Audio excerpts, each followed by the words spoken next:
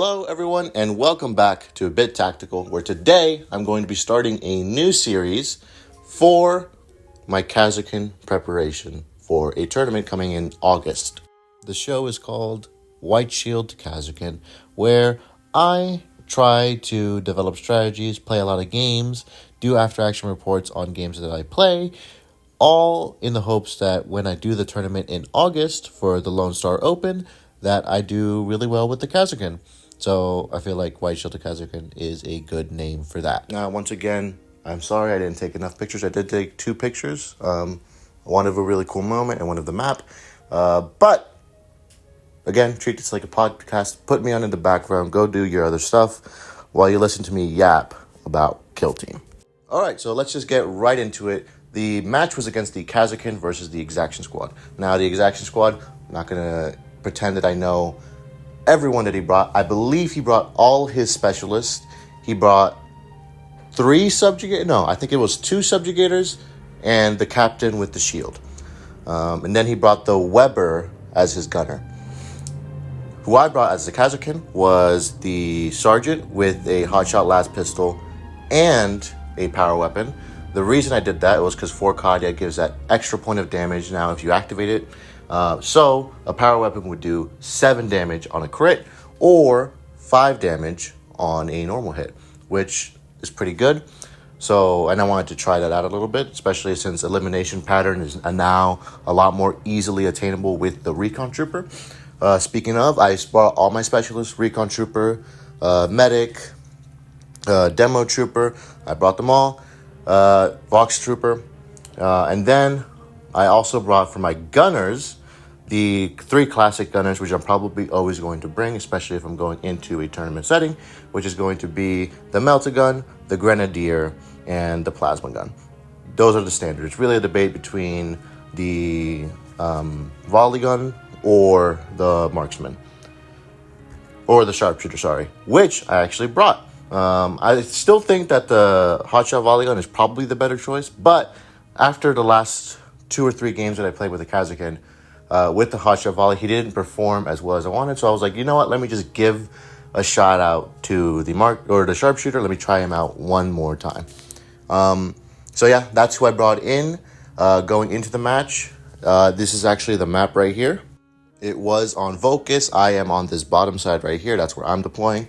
So let's just go right into it. I didn't choose anything special with my equipment. It was just light barricades and all the faction equipment. I did use equip as my ploy, and I did get to go. I had initiative, so I gave it to him.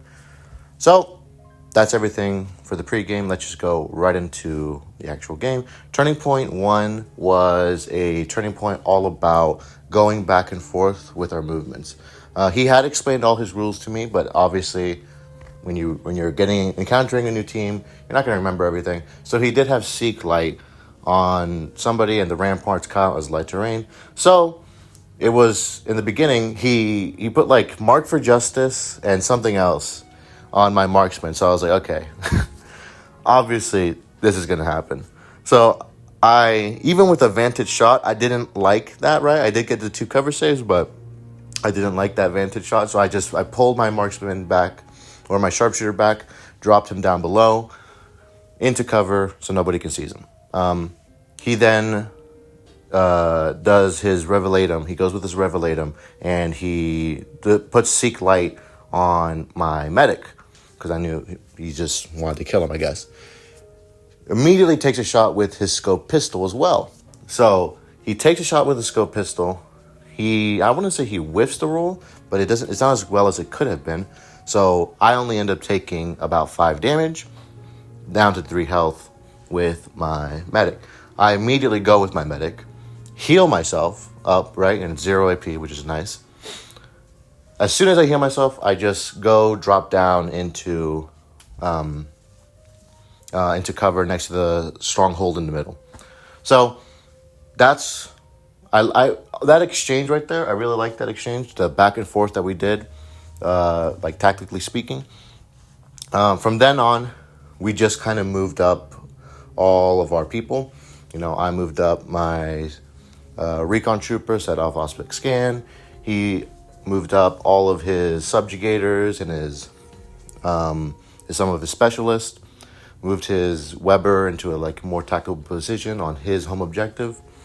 And my idea was, because his home objective is so close to the center line, and I picked secure center as my tac op, what I was going to do was I was going to focus on the center objective and his home objective, hoping that he'd dedicate more resources to my home objective and I wouldn't have to worry about it as much. So, he was moving a whole bunch of people on my home objective side, and I was moving up people on the left side, right? However, something did happen. So, he actually had one of his guys come up into light terrain, and I'm on vantage. So, my grenade launcher had a very good shot against him, right? And I was like, I have piercing 1. It is obscured, or it's not obscured, but it just has that extra cover save. But I have saturate, right? Because of my equipment. So I ignore cover saves. So it's actually just kind of a free shot. So I take that shot, right? I do 7 points of damage, bringing him down to 1. So I don't actually kill him. And then I bring down my grenade launcher down into the bottom. That's so he's nice and safe. Now what he does is he moves his medic up, because he can't do it, but move his medic up in a way to keep him safe and heal. So what he does is he moves him up within 3 inches against the stronghold in the center. So he's within 3 inches. He can't heal him. And I go, hold on. Let me see if I can do this. If he does that, next turning point, because he has to do that dash to get within control range, that guy's going to be a fully open operative to shoot. So I can use the grenade launcher to use the frag grenade against him. So I want this guy to die. I want him to be revived. And the next turning point, I feel like that would be to my advantage. So I don't have to move him actually. I just shoot him with my plasma gun. He kills them. I then move my plasma gun down into into my cover, heavy. So I'm not even, he doesn't even have line of sight to him. He revives him, brings him over, and that's fine. And then at the last activation, what he does is he brings his captain out within 2 inches of the other target. The guy had just died and got revived. And he puts the Nunsa Aquila on my home objective. He's able to do that. Now, this was the first big mistake that he made, because now he has a whole bunch of people blobbed up together, and I think he forgot about my grenade launcher's grenade profile or frag grenade profile. So I just have this nice juicy target now, right? This is turning point. This is the end of turning point 1, and I have this nice juicy target. One thing I do want to note that I did is that for my skillet arms, I had actually chosen strike fast, so I didn't get severe, technically, right? So what I did is before I activated my grenade launcher, I activated my sergeant. I moved him within 6 inches of him, gave him that extra APL, and then just kept my sergeant where he was. Or not extra APL, gave him the extra skillet arm. So with that, then I had severe on that shot. And to me, that's some of the things that I want to try to focus on, is being smarter about how I do things, right? Because right after it was done, I was about to just take the shot. But then that took a second. I was like, hold on, no, let me rearrange my thoughts here. Let me rearrange my actions. I did that, gave myself severe, and I think that did help. So another significant thing that I did is that first turning point, my demo trooper is all the way over on his side of the board. I believe he's either on the center line or right next to his dude. Right next to his objective marker. I could actually cap it next turn if I controlled it.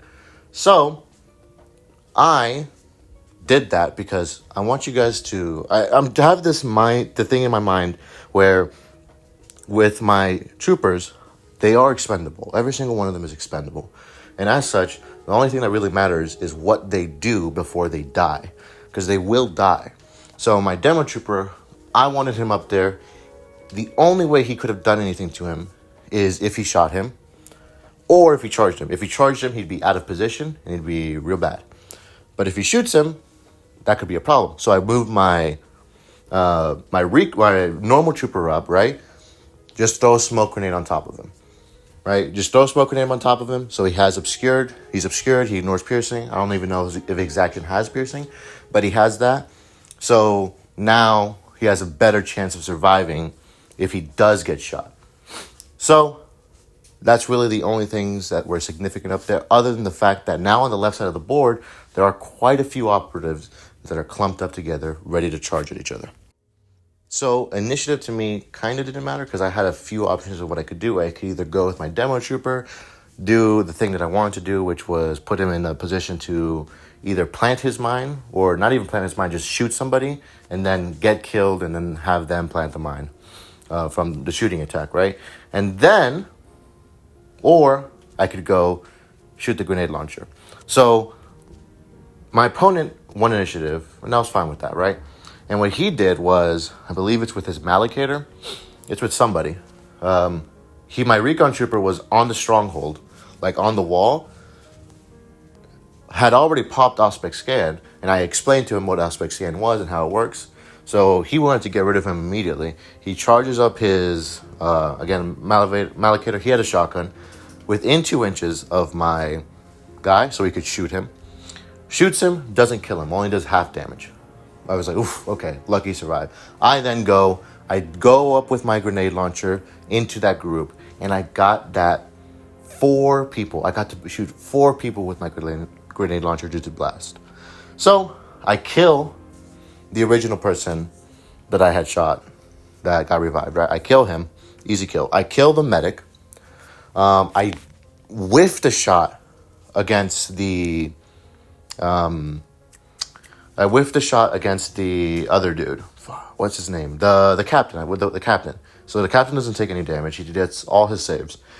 And then the other guy, I whiffed the shot again. However, and this is really cool, and this is why I think you should always pop Aspect Scan when you can. He was within the 8-inch bubble of my Aspect Scan. So I was able to use Neutralized Target. It would have been a valid thing for Neutralized Target now. So I re-roll all of those because I think it was like a complete miss, like 3 2s and a 1.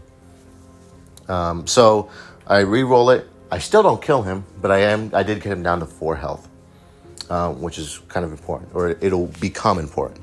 So that felt really good. 2 of his models were dead. 1 of them was half health, and now I feel a lot better about my position on my home side. He then goes, and again he activates another person with a shotgun. He brings him up right again within 2 inches of my recon trooper, and he shoots him. He does actually end up killing him.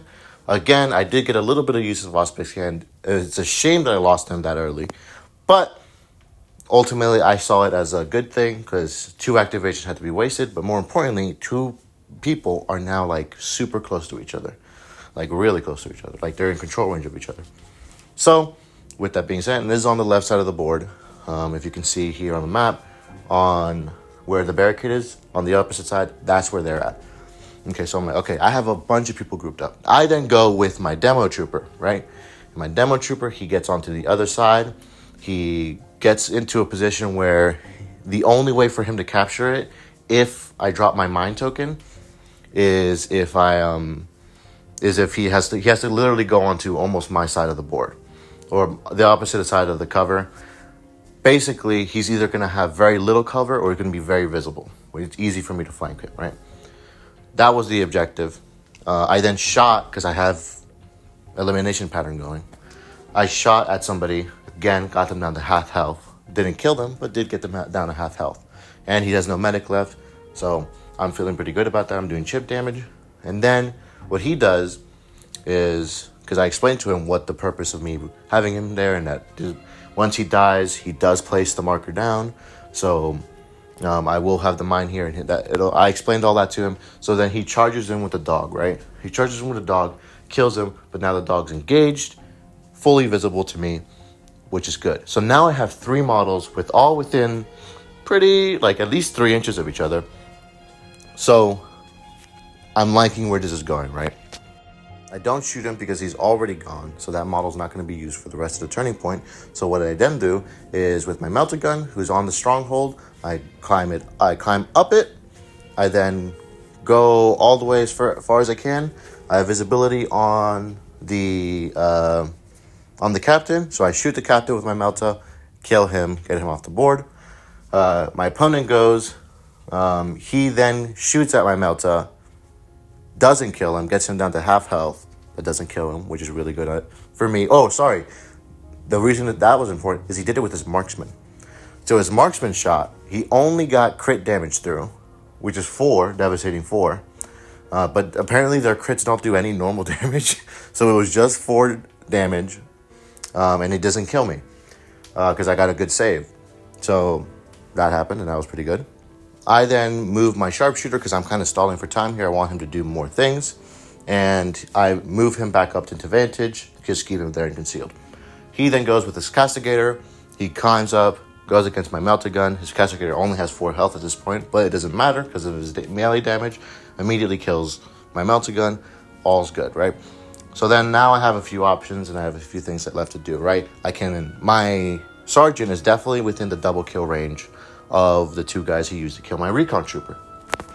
But again, I want to wait until he's got no other options, right? So I move up my medic over to my home objective. I cap it. He then finally does what I wanted him to do. He moves his gunner, his Weber, right? He moves it up to his home objective and he captures it, right? And he's got obscured. He's not in cover, but he is obscured. So it wasn't. I thought it was actually a good play on his part. But it's also what I wanted to happen because I thought that was the only threat against my Kasrkin Sergeant. So what I did then is double charged with my Kasrkin Sergeant up against the 2 guys who killed my recon trooper. Now at this point, I do the double kill, get them all, right? Kasrkin Sergeant's right there. He charges up with his subjugator, which I didn't realize he could do. I should have measured that out, but wasn't paying attention, I guess, to that guy. He just charge blocks me. He doesn't attack me yet because he's going to get the counteract. So he just wanted to keep him safe, I guess, for the rest of the turning point, which actually is not the dumbest thing. It's actually really smart, actually. It's actually really smart thinking about it now. So I move up my recon or my regular elite trooper. I shoot the castigator. I drop a smoke grenade on top of myself. At that point, he counteracts, kills my Kasrkin Sergeant. Big goof on my part, but it happens. And then I get my plasma gunner.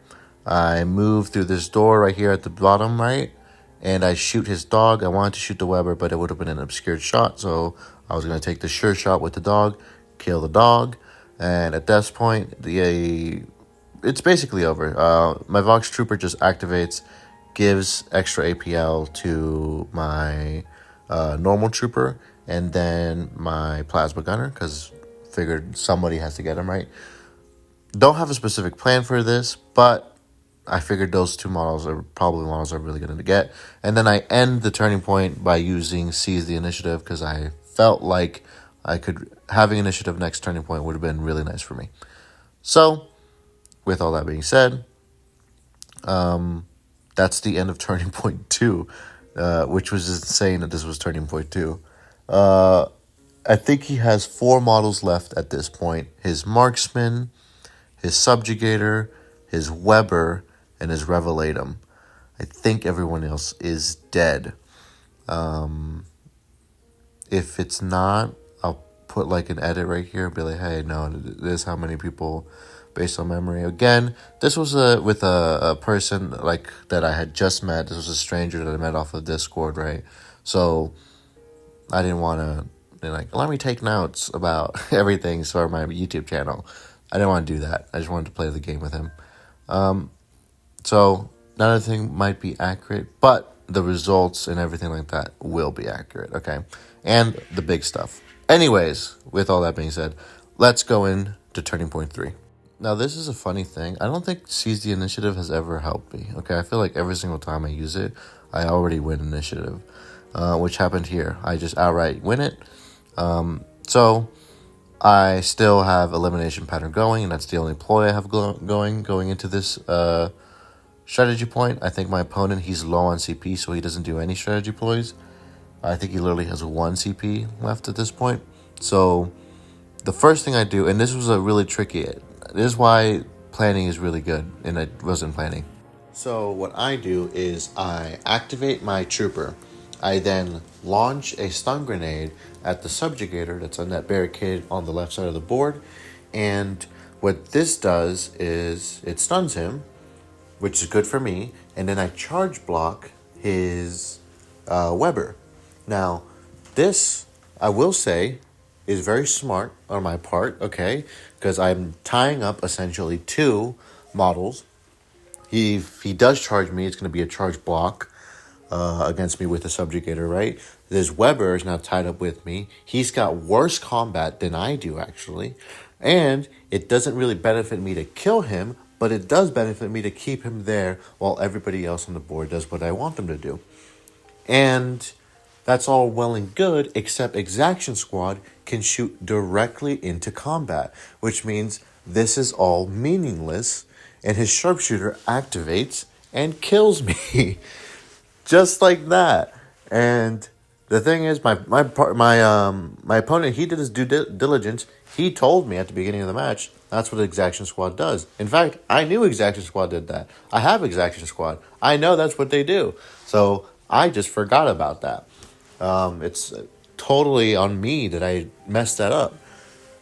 And he died. What I should have done against them is I should have just went into cover where I could shoot him, shot him, taken whatever damage came at me, if any damage came at me at all. That's what I should have done. But we can't live in the past, right? He then, of course, he activates a sharpshooter, shoots me, kills me. I then activate my combat medic, move up to the Revelatum, so I take an unobscured shot. And I don't kill him, but I do injure him, which is very important, because he then activates his Revelatum, comes up to me, shoots me, and then my medic actually survives it, doesn't even get injured, which was really nice.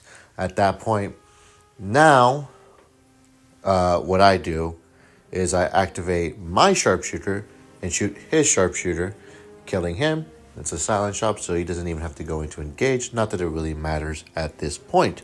He then activates his subjugator, and he doesn't do anything with him. He just keeps him there. He just activates him and passes. I activate my plasma gunner, get up on vantage, find a nice shot. And this is how cool my opponent was. He actually helped me find a shot that wasn't obscured towards his Weber and let me take the shot. The shot does kill the Weber, which was really nice.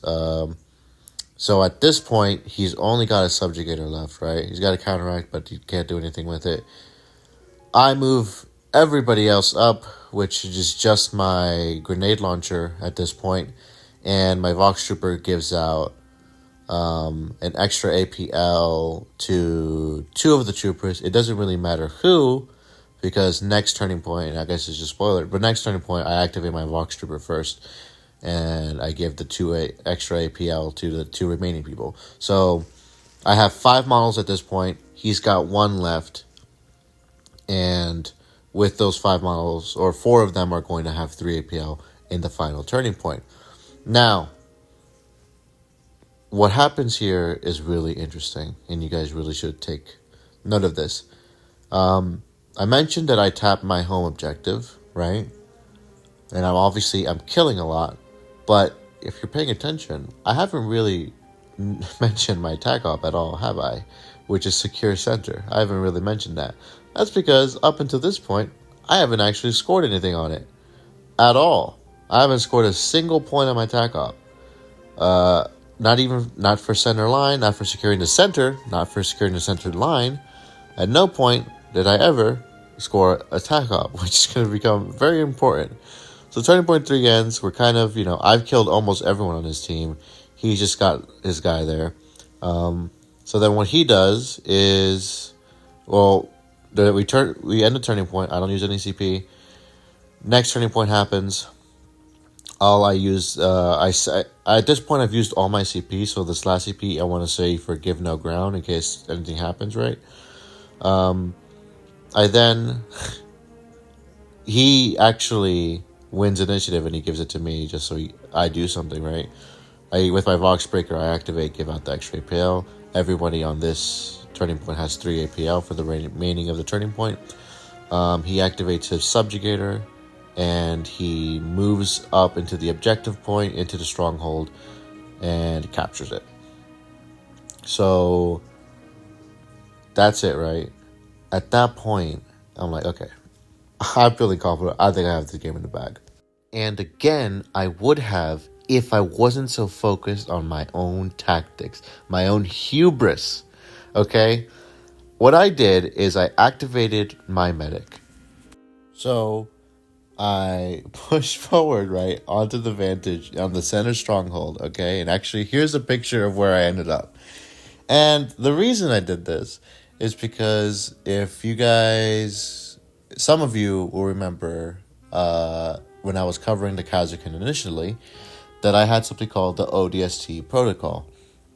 And as part of the ODST protocol, there was a thing that I could do, technically, is if you had elimination pattern going and you had light 'em up and you had, the accurate one from your foregrip and you were on vantage, technically you could get accurate 2. It's going to be guaranteed a crit, which means it's guaranteed piercing crits 1, right? So you have piercing 1, doing 3-4 damage, accurate 2, like all this stuff stacked on top of it, right? Also, if you had like clearance sweep, that you could have balanced on it, which would now be ceaseless, so it would be even better. So basically, this is I can make a normal person into God, basically, right? Now, I didn't have half of those rules going, but I did get to have a situation where somebody was within 3 inches, and it was exactly within 3 inches, and I'm on vantage, so I get accurate 2. So I was like, I have to do it. It's my tactic.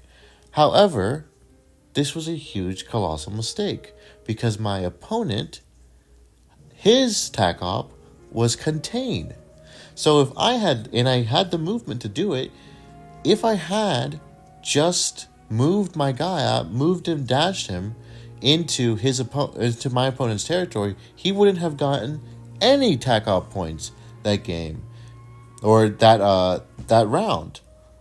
And that would have been really great. Instead, I chose to do what I just said, shot him, and I didn't even end up killing him. I injured him. I think he had 1 health left, but I didn't even end up killing him. Okay, so now I'm just gonna go through the rest of it.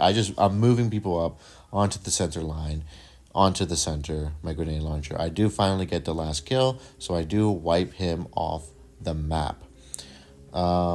And I just move up, right? And I do everything. And at the end of the day, I did get 2 on the tac op finally at the last turning point, but nothing else for the entire game. I didn't get a single tac op point. Ending with him winning by 1 point. One point. Like, this is how insane everything is right now in this moment in time. How could it be that I wiped him off the map from turning point 2? All of his like specialists were dead, basically. Everyone was dead. He had 4 models left by the end of turning point 2, and I still lost. It just goes to show that this is a points game. This is about getting points. It's not about just killing people. Okay, I was focused way too much on killing people and not enough on anything else. What I should have done is just gone with like confirmed kill or something, or champion or something, if I was going to go like that. And in fact, now that it's over, now that you guys know, I did lose this match. I lost it by 1. My opponent, he focused on the objective, he focused on his tac op, and he got a few amount of kills. Despite the fact that I made my primary op the tac op, I wasn't, to be fair, I was still trying to get it. It's just that I didn't get it, right? From my side of the board, it was actually kind of difficult to get onto the center objective. And even on the center line, he was always on it with me. Like, yeah, he was just always on it. He always had a person on it, and he was always able to match my control on it with him. So I never got to get it. With all that being said, though, I should have been paying more attention to it, or should have chosen something else as my primary op. which is going to go directly into what I actually think about the things that I learned and what to do to get better in the next game that I have with the Kasrkin.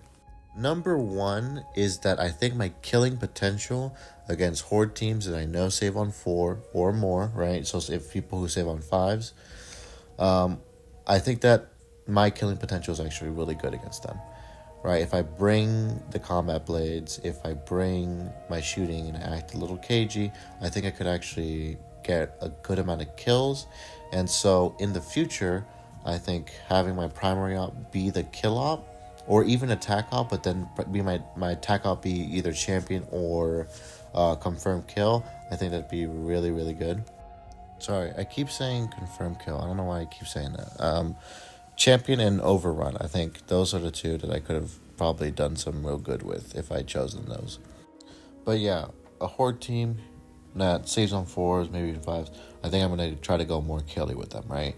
Just so I can kind of mix attack op with the kill op, and then I make my primary the kill op in the future is what I'm going to try to do. Not only that, I want to use my CP a little bit more, and by my CP I mean my strategy ploys.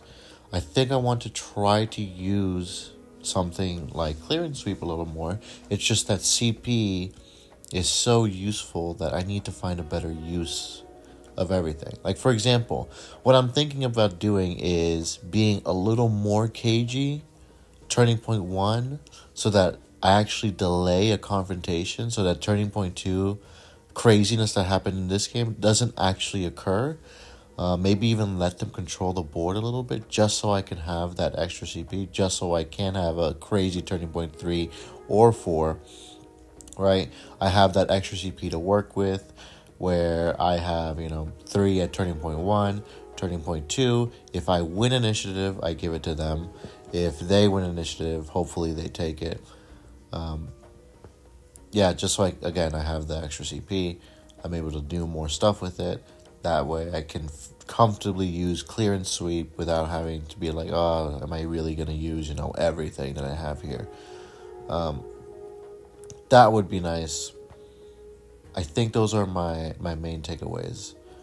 Focus on killing people against horde teams and try to make it so that I can use a lot more of my strategy ploys. I want to use clear and sweep. I feel like clear and sweep could be really, really good. I just need to find a good use for it and allocate my resources properly and get more resources properly so that I can actually do that. Not only that, I think if I had my recon trooper alive a little bit longer, it would have been better. So I already had that triangle strategy that I came out with the Kasrkin update. That's one of the tactics that I should have been using, but I didn't.